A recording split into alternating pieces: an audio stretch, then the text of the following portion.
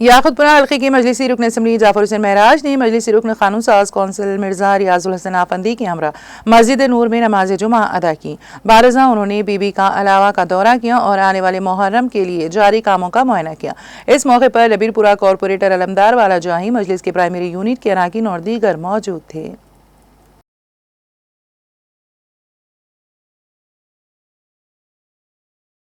अय्याम अज़ा की आमद से क़ब्ल जिस तरह 2024-25 में 24,50,000 की लागत से यहाँ पर मेंटेनेंस का वर्क सैंक्शन किया गया था, जिसको अय्याम अज़ा के आगाज़ से पहले नक़ीब मिल्लत अलहाज बैरिस्टर असदुद्दीन ओवैसी साहब सदर मोहतरम रुकन पार्लियामेंट, वो आली जनाब हबीब मिल्लत अकबरुद्दीन ओवैसी साहब फ्लोर लीडर मजलिस इत्तेहादुल मुस्लिमीन की क़यादत में याकुतपुरा के MLA जनाब जाफ़र हुसैन महराज साहब ने इस बात का क़ब्ल वक्त दौरा करके ये वादा किया था कि अय्याम अज़ा से पहले ही ये मेंटेनेंस के काम को तकमील किया जाएगा। तो अल्हम्दुलिल्लाह यहाँ पर ये काम को जो है आज तकरीबन 2 दिन हो गया आगाज़ कर चुके हैं। इस काम को जल्द अज जल्द तकमील करेंगे बीबी के अलाए में।